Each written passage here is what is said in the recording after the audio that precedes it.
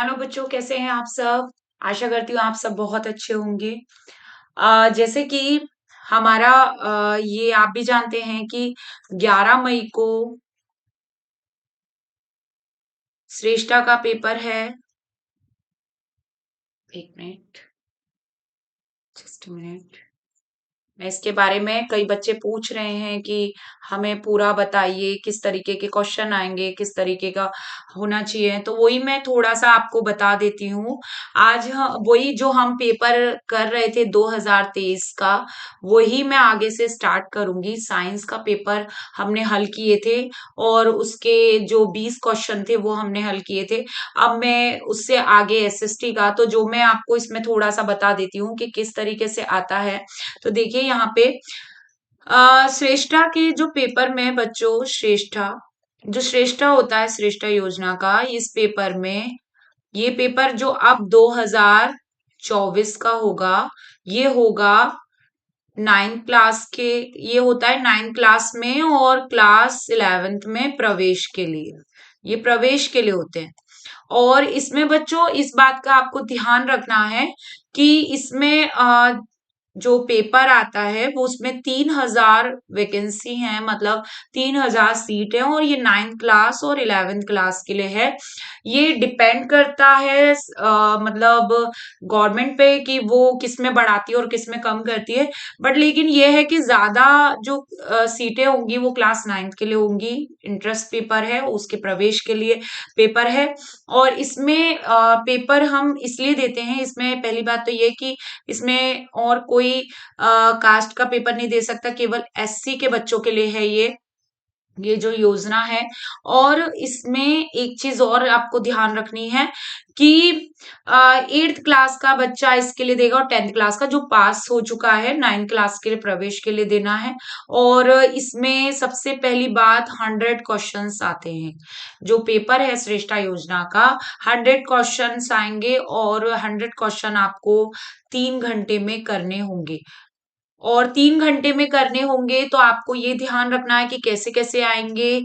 तो मैथ के जो क्वेश्चंस होते हैं वो आते हैं आपके 25, सॉरी सॉरी 30, मैथ के 30 क्वेश्चंस होते हैं, 30। और जो 120 मार्क्स के होते हैं, मार्क्स का भी ध्यान रखना है कि पर जो क्वेश्चन है उसके लिए 4 मार्क्स मिल रहे हैं। 4 मार्क्स मिल रहे हैं, इसका मतलब 30 क्वेश्चंस कितने के हो गए, 120 के हो गए, 120 के हो गए। फिर बाद में साइंस से आएंगे 20, 30 और 20 कितने हो गए, 50। और फिर बाद में एसएसटी से 25 क्वेश्चंस। और आपके जीके से, जीके तो जिसमें सभी आपके जीके में जनरल साइंस, जनरल जीके जो भी हो रहा है। और थोड़ा ऐसा नहीं है कि करंट से पूछा जा रहा है, करंट का कुछ भी नहीं है इसमें। पर लेकिन अगर करंट में जो चल रहा है तो उससे रिलेटेड जीके से पूछ लिया जाएगा।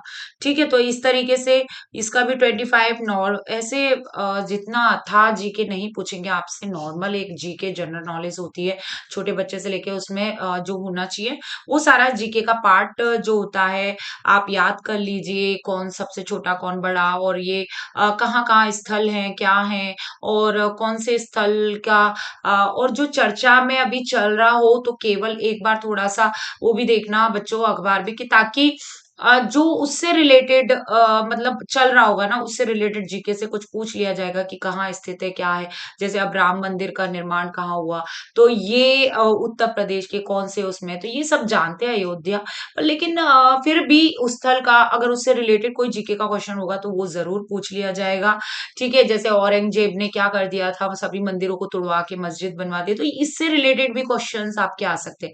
तो जीके में कहाँ से आया, जो करंट से चल रहा है, भले ही आपसे डायरेक्ट नहीं पूछा जा रहा है पर इनडायरेक्ट पूछा जा रहा है, पर लेकिन रिलेटेड है, कहीं ना कहीं वो एक दूसरे से क्या है, रिलेट कर रहे हैं, तो वो पूछ लेंगे।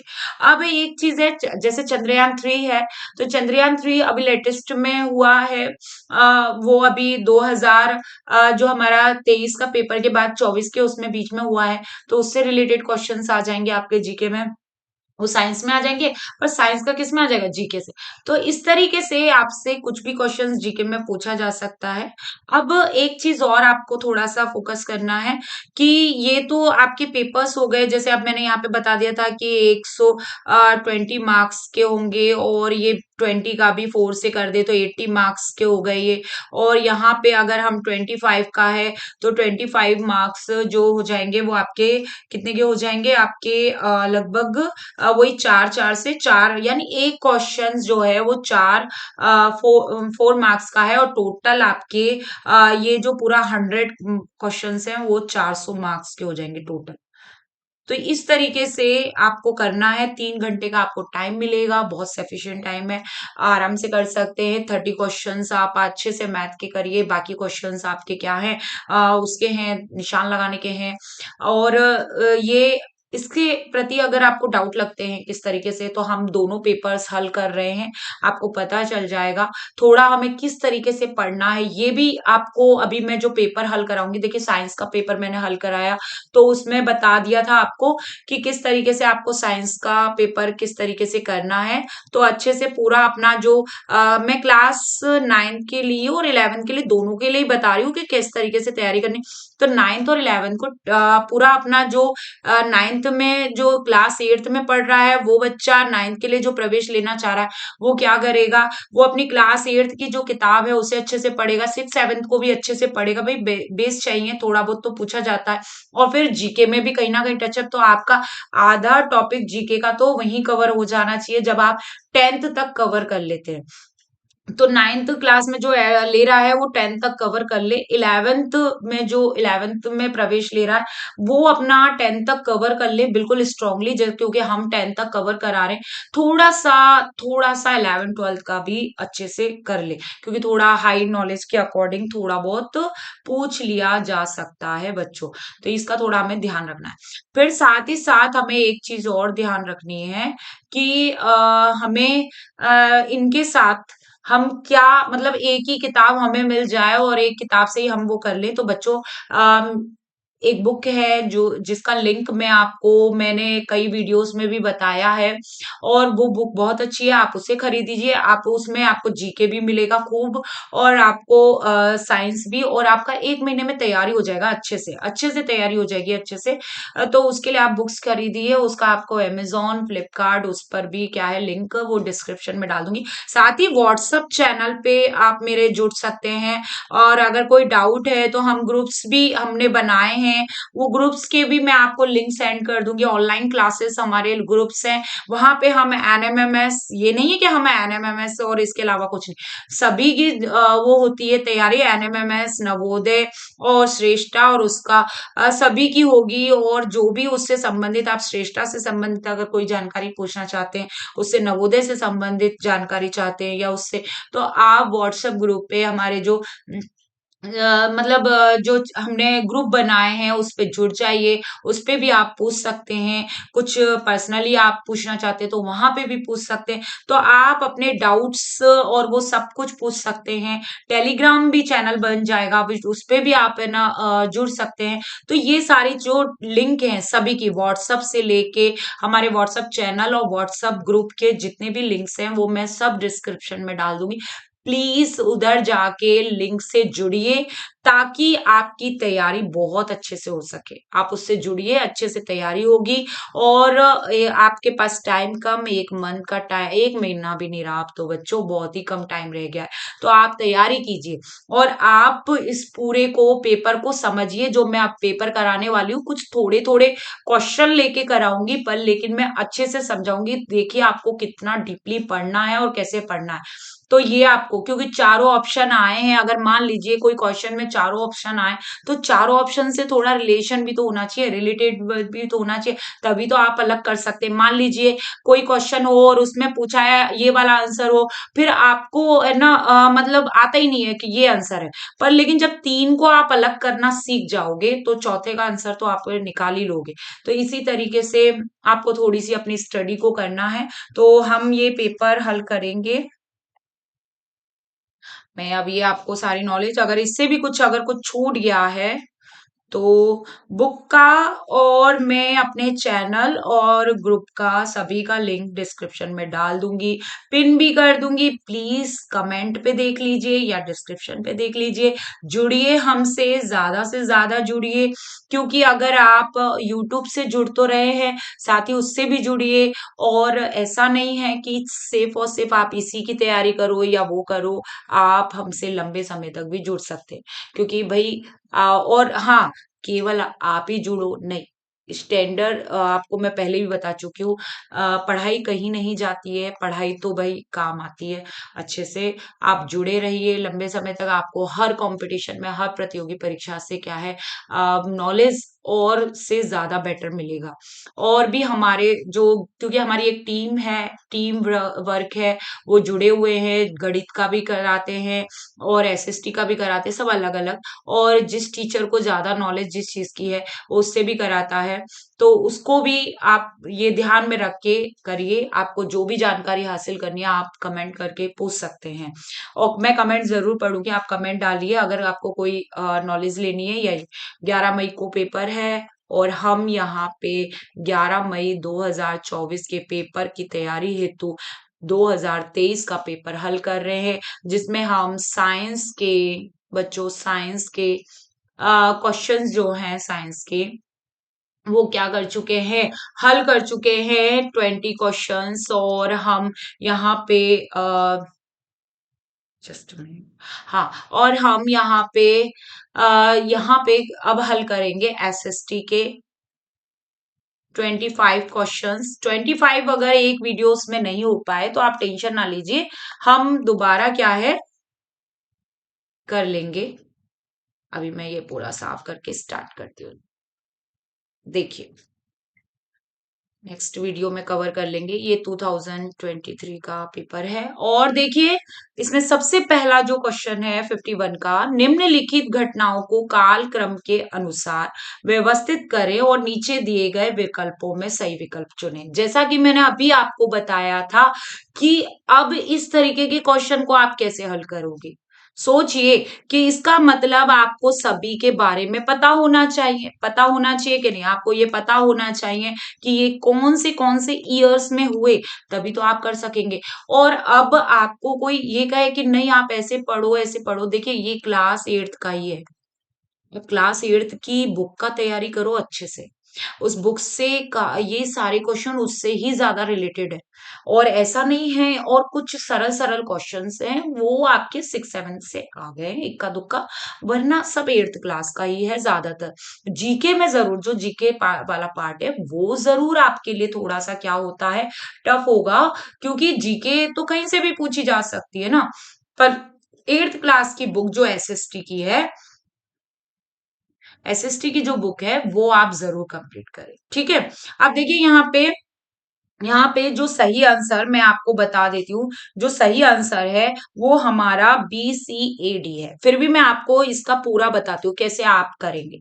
तो देखिए मैं यहाँ पे बताती हूँ, जैसे मैं यहाँ पे सबसे पहले बी के ब्रह्म समाज, सबसे पहले ब्रह्म समाज की स्थापना हुई थी, वो हुई थी बच्चों 20 अगस्त 1928 में।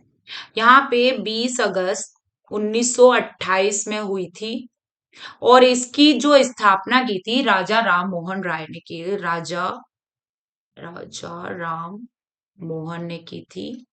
और इनके साथ एक और थे, द्वारका नाथ टैगोर। तो द्वारका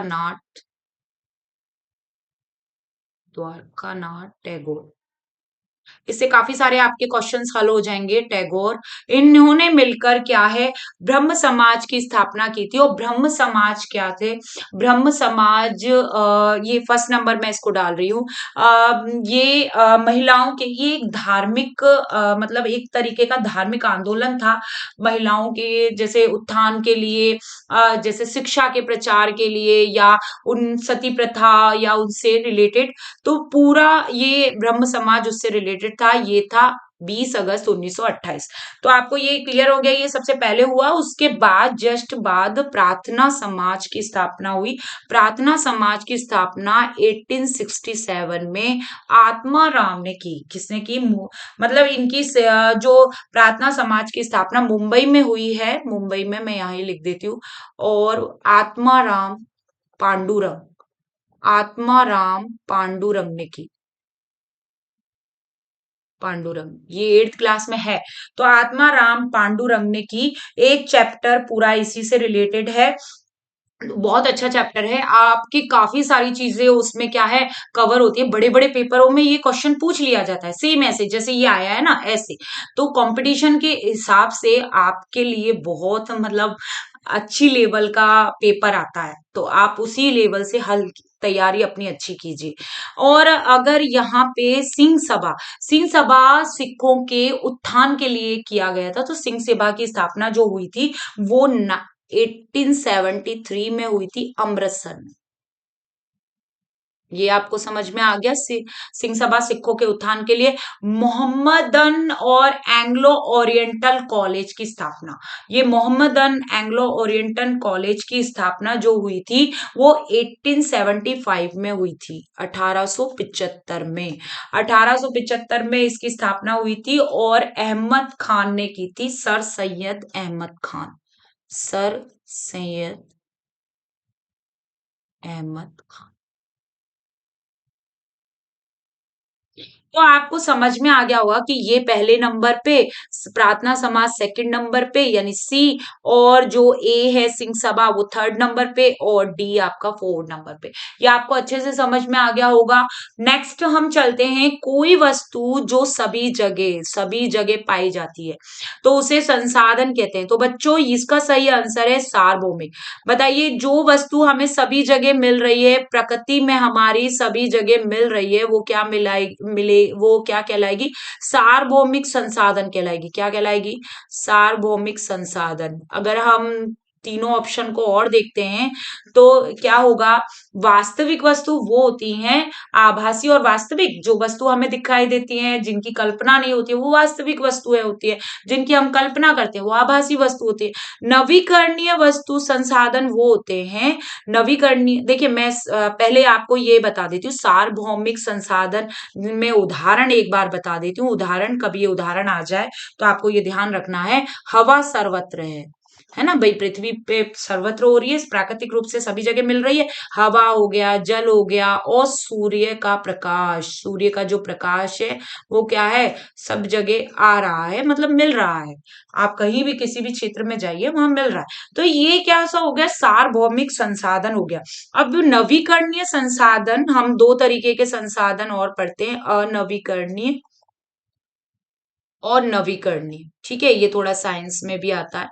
तो नवीकरणीय और अनवीकरणीय संसाधन वो होते हैं, पहला हम नवीकरणीय में समझते हैं। वो संसाधन जो क्या होते हैं, असीमित होते हैं, यानी जिन्हें हम क्या कर सकते हैं, मतलब उपयोग में ला सकते हैं, बार बार उपयोग में ला सकते हैं, वो खत्म नहीं होते हैं, बार बार उपयोग किया जा सकता है, जिनका बार बार उपयोग किया जा सकता है, और ये असीमित होते हैं। तो हम ये क्या हो गया, जैसे हम उदाहरण के लिए वही ले सकते हैं, हवा ले सकते हैं, यानी पवन ऊर्जा का उपयोग कर सकते हैं। इसमें ऊर्जा आ जाती है, ऊर्जा में ही लिया जाता है ये।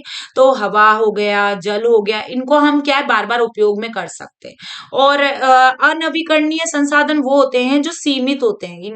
ये कैसे होते हैं? सीमित होते हैं। ठीक है, और ये सीमित होते हैं बच्चों, तो ये कैसे हो गए आप खुद समझिए। इनका हम बार बार उपयोग करें, अगर बार बार इनको उपयोग में लाएं तो ये खत्म हो जाएंगे। बार बार उपयोग करने से ये क्या हो जाएंगे, एक दिन खत्म हो जाएंगे। इनका उपयोग हम एक निश्चित समय तक ही कर सकते हैं, ये खत्म हो जाएंगे।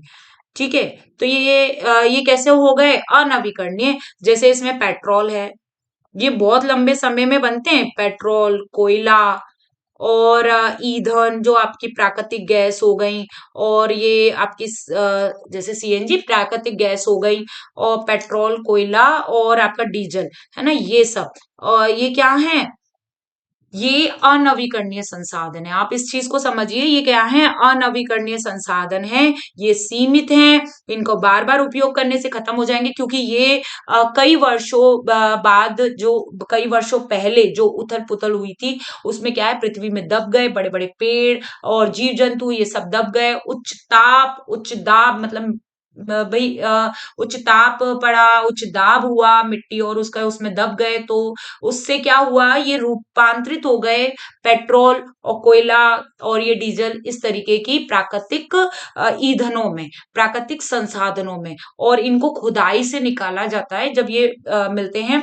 और इनकी मात्रा क्या है? सीमित है। आप भी जानते हैं कि ये मात्रा में सीमित है, और ये एक बार क्या हो जाएंगे, समाप्त हो जाएंगे, क्योंकि इनके निर्माण में कई करोड़ वर्ष लगते हैं, है ना? तो कई वर्ष लगते हैं इनके निर्माण में, इसलिए ये इनको अनवीकरणीय संसाधन कहते हैं। इनको आप बार बार बना नहीं सकते, उपयोग में ला नहीं सकते और बना नहीं सकते बार बार। अब देखिए नेक्स्ट आते हैं। नेक्स्ट है, निम्न में से कौन से राज्य का, समझिए इसको, राज्य का डलहौजी द्वारा कुशासन के आधार पे विलय कर लिया। अब पहले इसको अच्छे से समझिए कि ये क्या कहा है कि कुशासन। कुशासन का मतलब ये है कि छीन लेना एक तरीके से, और किस को विलय कर लिया था। तो मैं यहाँ पे आंसर बता देती हूँ, अवध, अवध के राजा। अवध के राजा को क्या कर दिया गया था, मतलब निकाल दिया गया था उसके राज्य से, और इसलिए ये करा गया था 7 फरवरी 1856 में। 7 फरवरी 1856 में अवध के राजा जो थे, वो वाजिद अली, वाजिद अली को क्या कर दिया गया था, वाजिद अली शाह को हटा दिया गया था, क्योंकि देखिए मैं आपको बता देती हूँ, इनके साम्राज्य में साम्राज्य में क्या हो रहा था, कुशासन फैला था, चारों तरफ विद्रोह फैला था। विद्रोह क्यों फैला था, उसका कारण ये है इसमें कि एक लेवले, जो रोजी लेवले हैं, उन्होंने अपनी पुस्तक लिखी है, रोजी लेवले ने, और रोजी लेवले ने एक पुस्तक लिखी है। रोजी लेवले जॉन्स जो थे, उन्होंने एक किताब लिखी थी, the last Kings India, the last Kings India, जो लिखी थी रोजी लेवले, जो रोजी लेवले थे, उन्होंने लिखी थी। उसमें ये बताया था, देखिए उसमें बताया था कि जो वाजिद अली शाह थे ना, उनकी 300, लगभग 365 रानियां थी। अब देखो कम भी हो सकती हैं, अब तो इसका नहीं है, हम तो एक किताब के उससे बता रहे हैं। तो 365 क्या थी, रानियां थी। मैं थोड़ा सा इसको, और इसमें क्या हुआ कि उन्होंने लगभग 27 रानियों को क्या दे दिया था, तलाक भी दे दिया था उसमें से। तो जब एक साथ 27 रानियों को तलाक दे दिया गया, तो क्या हुआ, वो विद्रोह फैल गया। विद्रोह हो भी रहा था पहले भी, क्योंकि अंग्रेज क्या है, अंग्रेजों के अधीन था वाजिद अली शाह, और वो अंग्रेज इसको क्या है, मेहताना देते थे, एक तरीके से 1 लाख रुपया कुछ देते थे। तो 1 लाख रुपए से वाजिद अली शाह की क्या है, मतलब गुजारा नहीं होता था भाई, काफी सारा परिवार था, बड़ा परिवार था, काफी सारी रानियां, उनके बच्चे, दास दासियां, पूरा वो थे, तो नहीं हो पाता था इतना, मतलब पूरा। तो इससे क्या है, पूरे साम्राज्य में कुशासन सा फैला हुआ था, तो इनको क्या कर दिया गया, हटा दिया गया। और क्या कह के हटाया लॉर्ड डलहौजी ने, लॉर्ड डलहौजी का आप समझिए, मैं आपको यहाँ पे समझाऊं तो, उन्होंने क्या है, अपनी वही व्युत्पन्न वाली नीति को अपनाया। वाजिद, मैं यहाँ पे एक बार और लिख दूंगी, आ, जो वाजिद अली थे, उन ये कह के उनको मिला दिया, अपने अपने साम्राज्य में मिला लिया, भाई इनका कोई उत्तराधिकारी नहीं है बिल्कुल, क्योंकि सभी लड़ रहे हैं उत्तराधिकार के लिए, सभी लड़ रहे हैं, और कोई ऐसा पर्टिकुलर उत्तराधिकारी नहीं है, क्योंकि काफी सारी रानियां हैं, काफी सारे वो हैं, और एक साथ हटाया जा रहा है। तो उसमें कुशासन फैला हुआ था, कुशासन के आधार पे जो साम्राज्य में जो उनके कुशासन फैला हुआ था, वो उसके आधार पे उन्होंने हटाया था।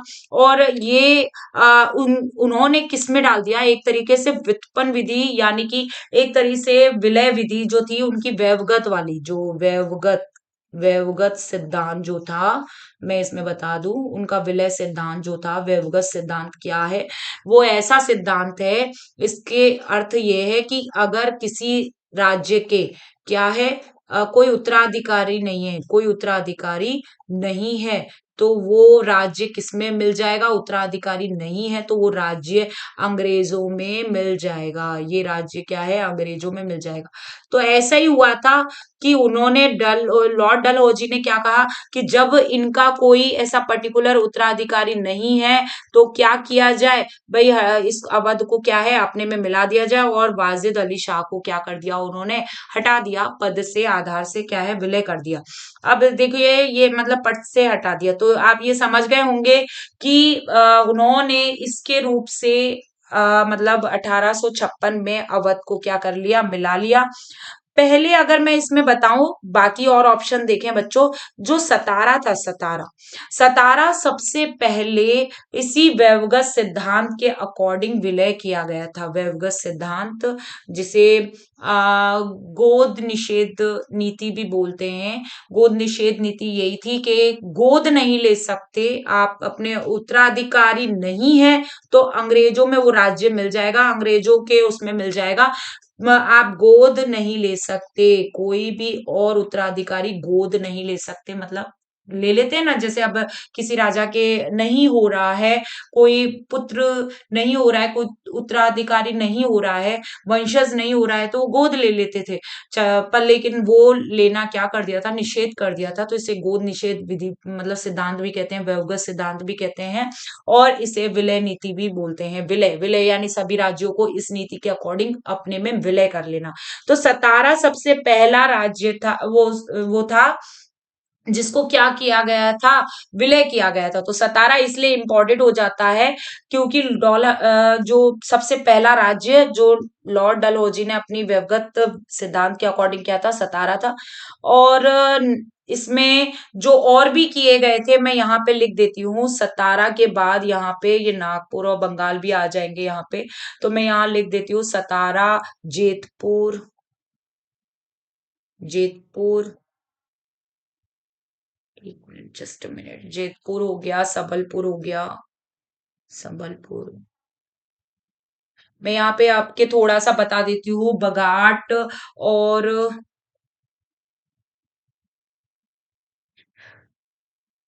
बघाट और यहाँ पे उदयपुर, झांसी, नागपुर, उदयपुर भी है, झांसी, नागपुर, ये मिलाए गए थे इसी से, नागपुर। और अवध, तो अवध तो आपको बता ही दिया है किस लिए, और करौली भी था, नागपुर भी हो गया और करौली, राजस्थान का करौली, इसी इधर।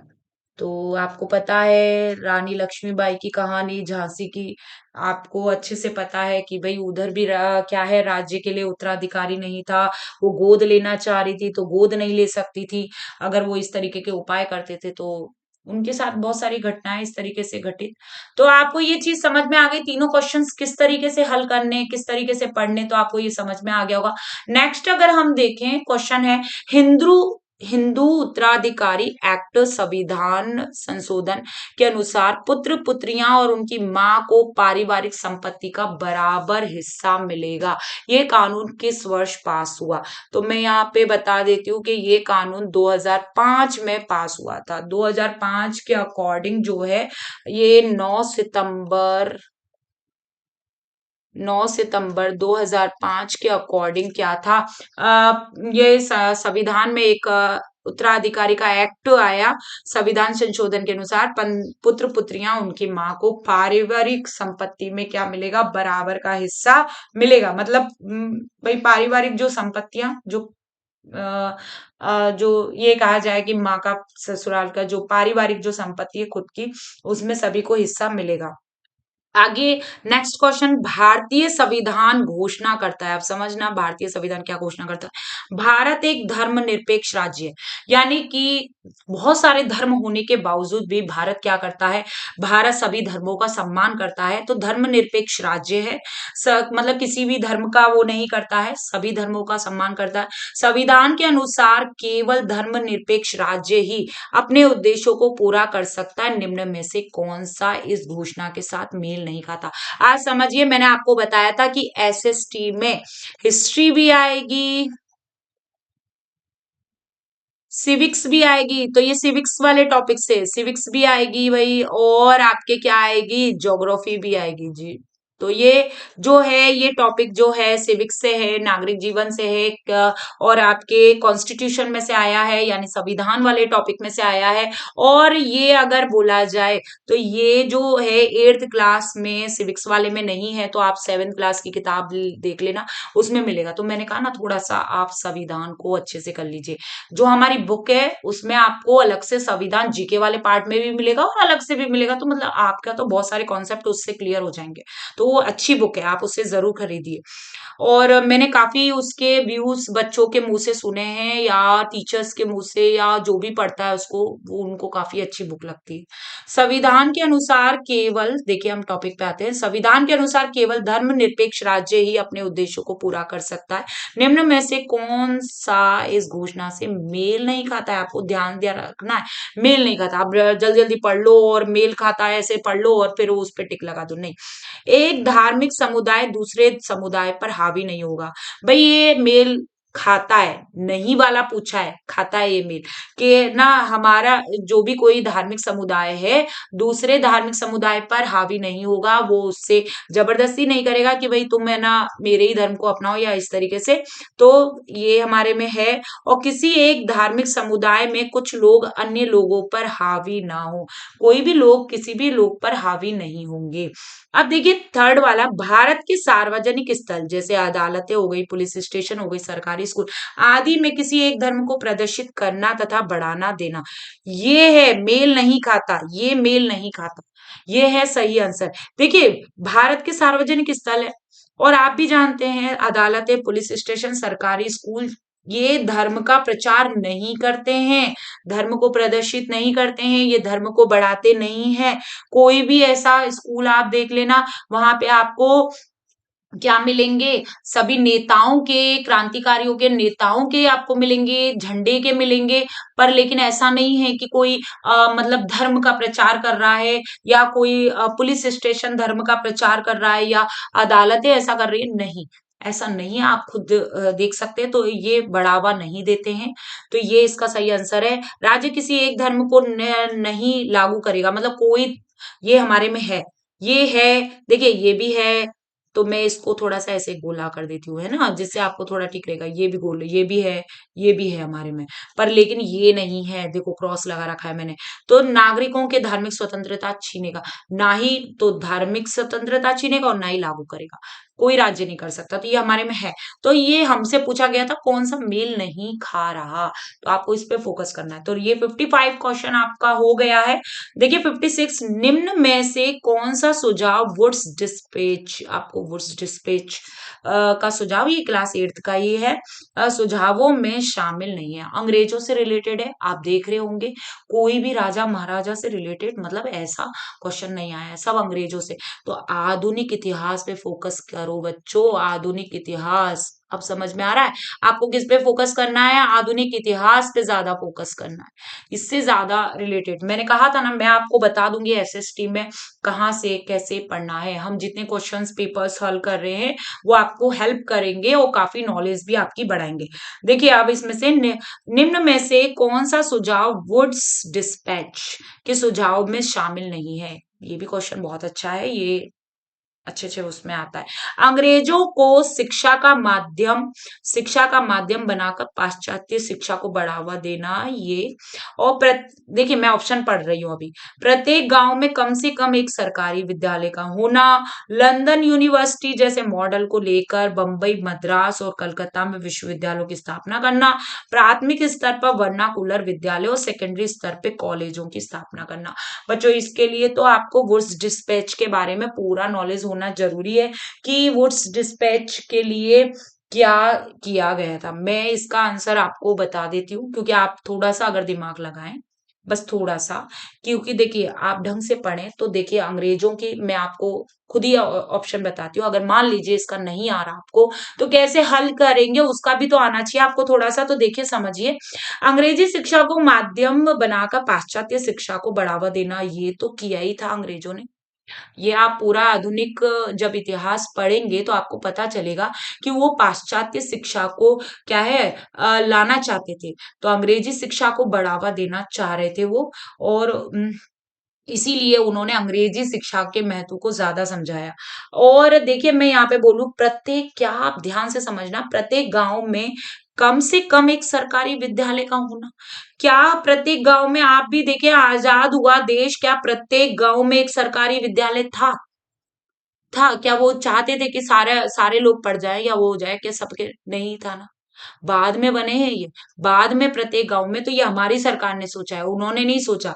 तो ये वाला जो है ना, ये सुझाव शामिल नहीं, ये देख रहे हो आप, नहीं, ये आप थोड़ा सा कॉमन सेंस लगाएं तो आपको समझ में आ जाएगा कि भाई ये चीज तो नहीं हुई उस टाइम तक।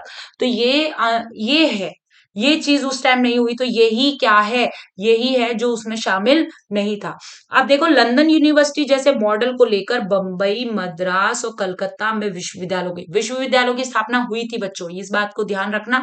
कहीं आप फिर इसको लगा दे, नहीं, वो हुई थी विश्वविद्यालयों की स्थापना, और वो लंदन यूनिवर्सिटी से ही अपने मॉडल्स और ये लेकर आए थे, वहां की जो भी पद्धति, जो भी चीजें, उसको लेना। प्राथमिक स्तर पर वर्नाकुलर विद्यालय और सेकेंडरी स्तर पे कॉलेजों की स्थापना, उन्होंने सेकेंडरी स्तर पे कॉलेज की स्थापना भी करी, प्राथमिक स्तर पे छोटे छोटे वर्नाकुलर विद्यालय भी खोले। पर हर गांव में कम से कम एक सरकारी विद्यालय हो, ये उन्होंने नहीं किया। तो आपको इसका ध्यान रखना है कि ये नहीं था उस समय शामिल। तो वुड्स डिस्पैच में ये नहीं था।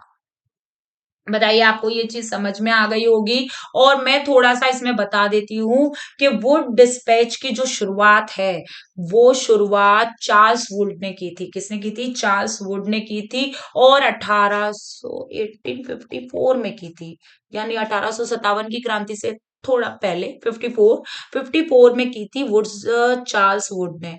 और उनका मानना था कि भाई सबको क्या किया जाए, शिक्षा के प्रति क्या किया जाए, मतलब प्रेरित किया जाए, क्योंकि ताकि वो हमें समझ सकेंगे, हम उन्हें समझ सकेंगे। जब वो हमें समझ जाएंगे, यानी अंग्रेज ये कह रहे थे कि वो हमें समझ जाएंगे, जो भारतीय, तो हम लंबे समय तक क्या कर सकेंगे, उन पे राज्य कर सकेंगे। तो ये चार्ल्स वुड लेकर आए थे 1854 में, और इन्होंने ये सारी चीजें दी थी। और बस यही था कि प्रत्येक गांव में कम से कम एक सरकारी विद्यालय का होना, ये उस समय सुझावों में शामिल नहीं था। तो इसका आंसर आपको समझ में आ गया। नेक्स्ट हम चलते हैं। निम्न में से किसने आत्मसम्मान आंदोलन शुरू किया? आत्मसम्मान, तो मैं यहाँ पे आपको बता देती हूँ आत्मसम्मान के ऊपर, जो ईवी रामास्वामी नेकर पेरियार ने, ईवी रामास्वामी नेकर परियार ने क्या किया था? आत्मसम्मान आंदोलन शुरू किया था। और ये आत्मसम्मान आंदोलन 1920 में किया था। और ये मतलब अपने खुद के आत्मसम्मान पे केंद्रित था। पिछड़ी जाति जो अपने सम्मान के लिए लड़ रही थी, जो पिछड़ी जातियां थी, वो अपने सम्मान के लिए लड़ रही थी। और इसमें ज्यादातर ये जो आंदोलन था वो महिलाओं पर केंद्रित था। मतलब महिलाएं इस पे ज्यादा क्या थी, महिलाओं का जो अधिकार था, महिलाओं का जो अधिकार, उस पे केंद्रित था। ये महिलाओं के जो अधिकार उन्हें दिलाने थे, उस पर ये केंद्रित था, आत्मसम्मान आंदोलन। ठीक है, तो आपको ये समझ में आ गया होगा आत्मसम्मान आंदोलन किस पे केंद्रित था। मैं इसको थोड़ा, जस्ट मिनट। ठीक है, तो ये आपको समझ में आ गया होगा कि ये किससे केंद्रित था, आत्मसम्मान महिलाओं से केंद्रित था, यानी कि उनके सम्मान पे, और उससे वो पिछड़ी जा, और ये भी बोला जाए पिछड़ी जातियां अपना सम्मान के लिए लड़ रही थी, तो ये आंदोलन उसके लिए भी था। तो ये निम्न में से, और किसने चालू किया? ईवी रामास्वामी। नेक्स्ट पे आते हैं, नेक्स्ट 58 पे। निम्न में से किसको अतिवादी नहीं कहा जा सकता? अतिवादी वर्ड आया है, यानी कि बच्चों में यहाँ बता देती हूँ, अतिवादी माने होता है गरम दल, गरम दल को अतिवादी बोलते थे। तो ये भी आपके इतिहास में वही आधुनिक इतिहास से आया है। आधुनिक इतिहास में दो दल हो गए थे कांग्रेस पार्टी के, जो कांग्रेस वो थी, जो सूरत का अधिवेशन हुआ कांग्रेस का 1907 में, 1907 में कांग्रेस अधिवेशन हुआ सूरत में। इसको थोड़ा ध्यान रखना पॉइंट को।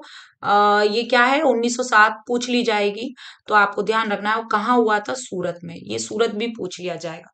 ठीक है, तो आपको थोड़ा ध्यान रखना है। इसी टाइम पर क्या हो गया, दो दल बन गए कांग्रेस के, नरम दल और गरम दल। नरम दल और गरम दल। और ये नरम दल और गरम दल के नेता जो थे वो बच्चों, यहाँ पे आपको ध्यान रखना है। वैसे लड़ाई किस बात के लिए हुई थी, यही इसी बात के लिए हुई थी कि भाई नरम दल ये चाहता था कि जनगण मन को ही हमारा राष्ट्रगान बनाया जाए। ये तो ये चाहते थे कि जनगण मन को ही हमारा क्या है, राष्ट्रगान बनाया जाए। और ये चाहते थे कि भाई नहीं, वंदे मातरम को, गरम दल ये चाहते थे वंदे मातरम को बनाया जाए। ठीक है, तो भाई दोनों ही मान्यता है, ऐसा कुछ नहीं है, पर लेकिन हमारा राष्ट्रीय गान जनगण मन है। जो आप भी जानते हो, आप ही मुझे कमेंट करके लिखोगे कि राष्ट्रीय गान के, आप कमेंट लिखोगे ये आपके लिए है भाई, कि राष्ट्रीय गान के रचयिता कौन थे। ठीक है, और वंदे मातरम के रचयिता कौन थे, ये भी आप लिखिए। ठीक, तो आपकी ये इसमें क्या है, राष्ट्रीय गान, फिर राष्ट्रीय गीत, आप भी जानते हो कि राष्ट्रीय गीत के रूप में हमने इसमें लिया। तो ये तो अब हुआ, पर लेकिन उस समय ये इसी तरीके से लड़ रहे कि राष्ट्रीय गान किसको रखा जाए किसको नहीं रखा जाए, इस तरीके से गरम दल और इसके। पर लेकिन हम यहाँ पे नेता की बात कर रहे हैं, कौन इसमें शामिल नहीं। तो गरम दल में कौन कौन शामिल था, उसी से आपको आंसर मिल जाएगा। लाला लाजपत राय, लाला लाजपत राय, और यहाँ पे बाल गंगाधर तिलक, बाल गंगाधर तिलक, बिपिन चंद्रपाल, सॉरी, बिपिन चंद्रपाल। ये जो थे ये शामिल थे। और इन इसमें जो शामिल नहीं थे, अब आपको आंसर मिल गया होगा, सुरेंद्र नाथ बनर्जी ये शामिल नहीं थे। ये अतिवाद नहीं कहा जा सकता इनको, इनको गरम दल का नेता नहीं बोला जा सकता, सुरेंद्र नाथ बनर्जी को। आपको आंसर मिल गया। और आपको किस तरीके से, आपको काफी सारी चीजें नॉलेज। 1907 में कांग्रेस का अधिवेशन हुआ था सूरत में, जहां पे दो भागों में बटा था। ये आ सकता है क्वेश्चन, तो आपको इसका भी ध्यान रखना। अब नेक्स्ट पे आते हैं 59, निम्न में से कौन भारतीय विधायिका का भाग नहीं है। अब देखो, भारतीय विधायिका की बात की जाए तो मैं यहाँ पे आपको थोड़ा सा, देखो आप ये भर के,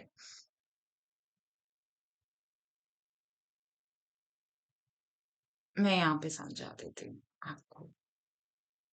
अब भारतीय विधायिका बोली जाए तो विधायिका, विधायिका मीन्स, मैं यहाँ पे और बता देती हूँ, विधायिका मीन्स, कभी कभी बच्चों थोड़ा इंग्लिश भी वो देख लिया करो। तो है ना, पार्लियामेंट के, संसद, संसद। अब संसद के दो पार्ट होते हैं, जो हमारी विधायिका है उसको संसद कहते हैं, पार्लियामेंट। और दो होते हैं, एक तो लोकसभा, लोकसभा है ना, और राज्यसभा। जो हमारी संसद है उसके दो भाग, राज्यसभा, सॉरी,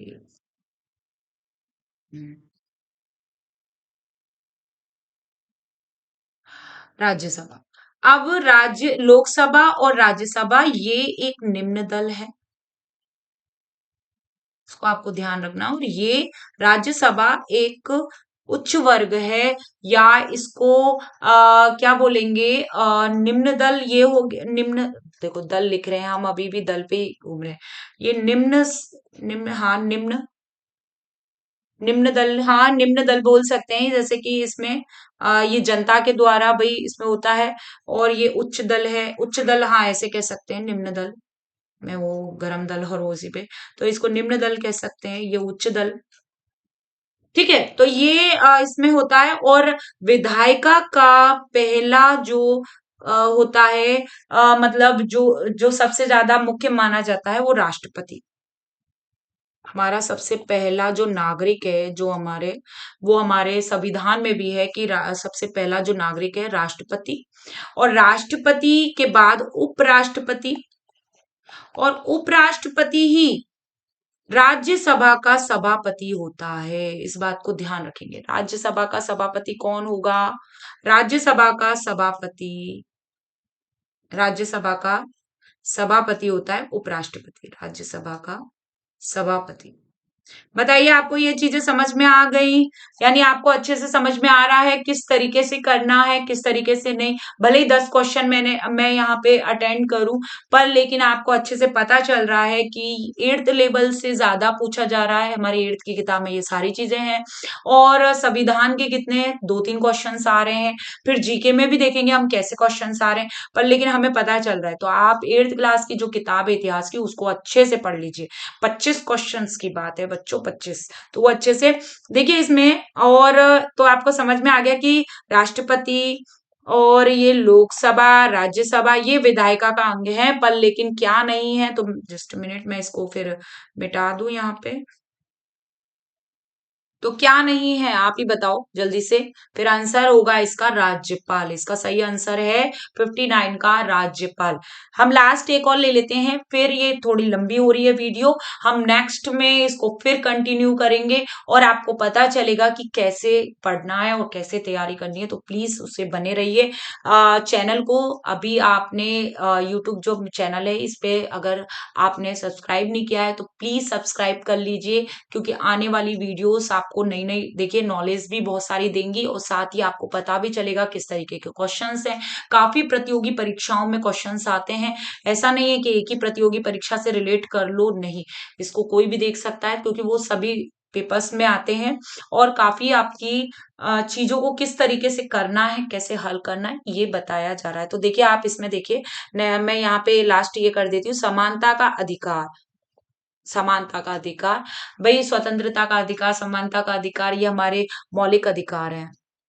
मौलिक अधिकार, जो मौलिक अधिकार हमारे संविधान में मैं आपको बताऊंगी इसमें। भाग भाग कौन से में रखे गए हैं संविधान में? 4 में या 3 में? भाग 3 में रखे गए। ठीक है।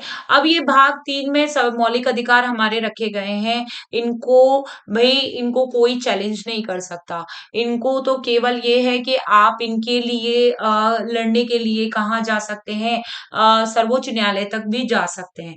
तो ये ऐसे हैं अधिकार जो बच्चों भाग 3 में रखे गए हैं, और इनका हनन होने पर मतलब केस वेस भी हो जाते हैं। तो ये 6 मौलिक अधिकार हमें दिए गए हैं, जो हमारे मूल अधिकार हैं, हमारे मौलिक अधिकार हैं 6। और 6 में हमारा एक अधिकार है समानता का अधिकार।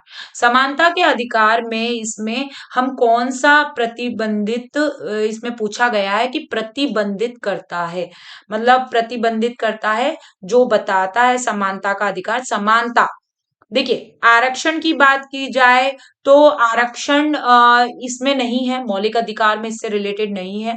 दहेज प्रथा का इससे भी रिलेटेड नहीं है समानता का अधिकार, क्योंकि समानता एक दूसरे को समानता से देखा जाए। और बाल विवाह से भी रिलेटेड नहीं है। ये है छुआछूत से। प्रतिबंधित जिसको करता है वो छुआछूत को करता है, मतलब इसमें छुआछूत से है, क्योंकि इसमें सभी को क्या है, समानता का अधिकार है। सभी चाहे वो निम्न जाति का हो, उच्च जाति, ये इस तरीके से जो जातियां बढ़ गई हैं, इन जातियों में ऐसे छुआछूत का होता है ना काफी। तो वो चीज ना हो, सभी सभी हम भारतीय हैं, हम सब नागरिक एक हैं। तो वो समझने के लिए सभी को समानता का अधिकार है, मना कर दिया जाता है। जैसे निम्न जाति के लोगों को मना कर दिया जाता है, पूजा पाठ नहीं करोगे, ये नहीं करोगे, वो नहीं करोगे। तो ये सारी चीजें हमारे इस तरीके से हमारे साथ नहीं वो होगे। तो ये सारी चीजें ना हो, और सबको एक साथ लेके चला जाए। सबका अधिकार है, सबका पूजा करने का अधिकार है, सबको अपने समाज में सभी का अधिकार है। तो वो चीज हमारे समानता के अधिकार में दिया। तो बच्चों आपके 10 क्वेश्चंस मैंने कराए हैं, अभी और बाकी हैं, 15 क्वेश्चंस और बाकी हैं एसएसटी के, जो मैं नेक्स्ट वीडियोस में बताऊंगी आपको।